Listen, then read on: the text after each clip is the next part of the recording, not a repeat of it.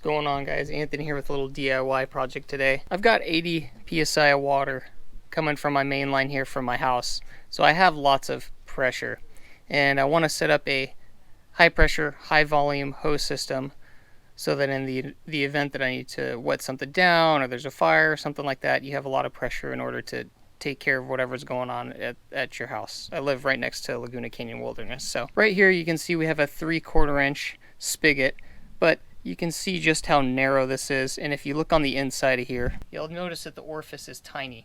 And so every limiting factor in something that flows lots of volume and or pressure is the smallest orifice. We want to get rid of this. We're going to go to something like this, which is a ball valve that has a much larger orifice, and then we'll also go from something like these 5/8 style hoses to something that's wider in diameter, like a 3/4 inch hose.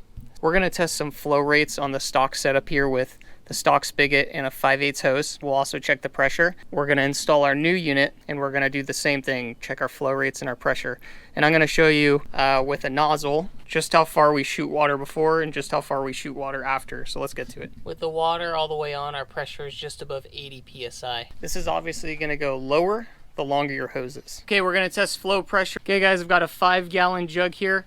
We're going to fill it all the way to the top, and we're going to run a timer to see how long it takes, and this will give us our gallons per hour flow rate.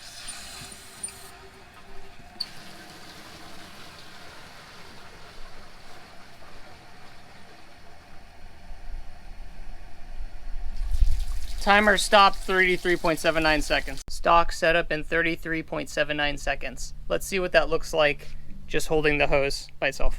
You can see lots of flow there with 80 psi. Okay, we're gonna run the hose test with the Underhill full throttle, single variable flow. This is a high flow gallon per hour, like a residential style fire nozzle, so we'll use this as the baseline test. Maximum flow, about right there probably. Okay, I'm gonna walk out and see how far that's shooting. Okay, so water flow is about dead center of the driveway right now from where we're standing at the house. Okay, can turn it off. Next test, just to show you how much of a change you can get with flow rate, is we're going to use one of these crappy slinky 5/8 hoses with a very narrow orifice in here. So we're going to run that test right now. 3, 2, 1, go.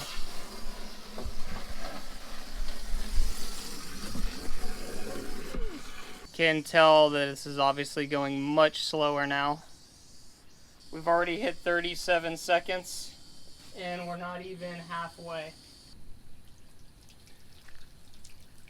Finish time 1 minute 26 seconds. That's like well over double, almost triple the amount of time.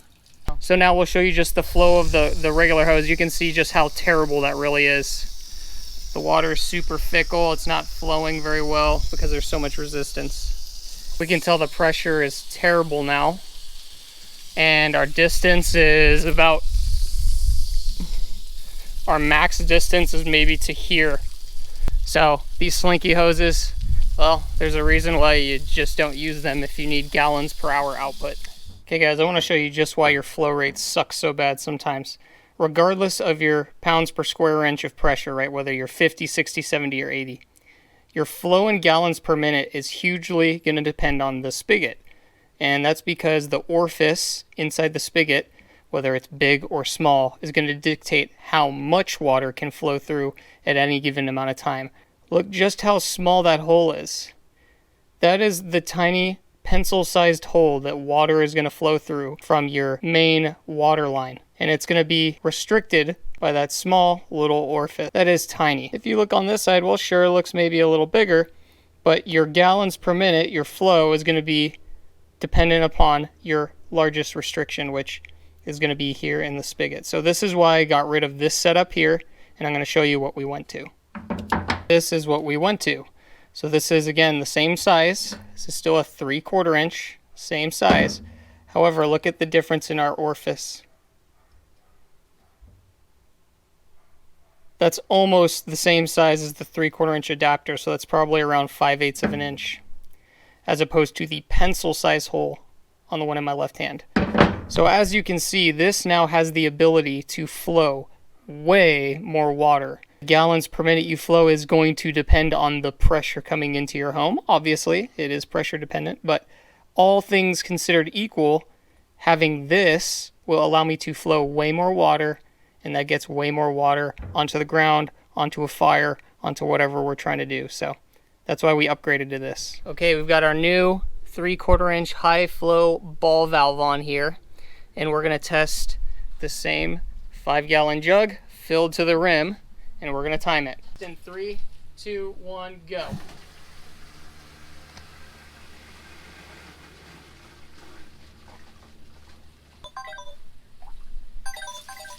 Okay, turn off. Well, that's a good video. Timer, 24.78 seconds. We just beat our old time by over 10 seconds. That's like greater than 35% increase. Let's see how that equates to pressure. There's just a lot more water coming out now, and that travels way further. If you remember before, the water was only traveling to that second line right there. Now look how much further it's traveling. Okay, so off the bat, definitely can hear there's a bit more power in this. And you can see we're hitting the driveway now with water. But I mean, we're hitting the driveway. So, pretty neat. And this is with the 5/8 diameter hose. We haven't even put on a larger bore 3/4 inch hose yet. Okay guys, we're gonna do the same test now, but with a 3/4 inch garden hose. So now the diameter of the hose is 3/4 inch versus 5/8. Larger bore. We're gonna fill the same 5-gallon jug and we're gonna time it. Okay, we're gonna start this off in 3, 2, 1, go.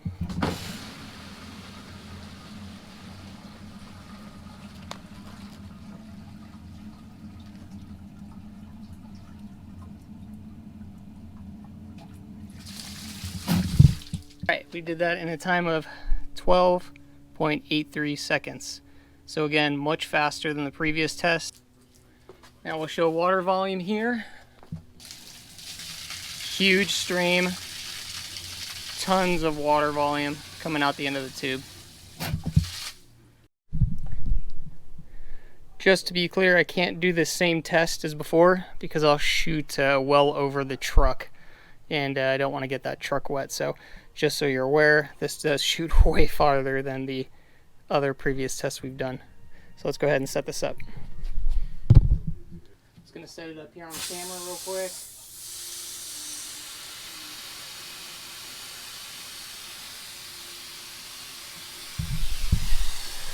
Okay, you can see with the 3/4 inch nozzle, I'm getting about 8 feet out into the street, give or take, at a diagonal here. If I were to turn it straight, we'd probably be 10 to 15. This hose is actually applying a lot of backward pressure now too, which I was not getting from the other test. So we'll go ahead and shut this off here. Also noting the spray pattern has a lot of force too.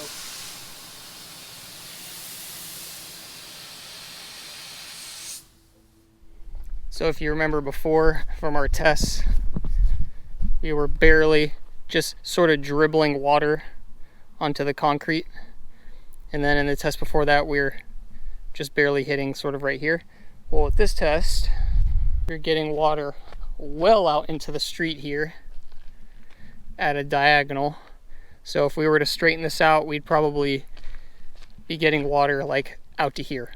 Okay, so that is a huge increase from where we started, probably an extra 30 to 40 feet.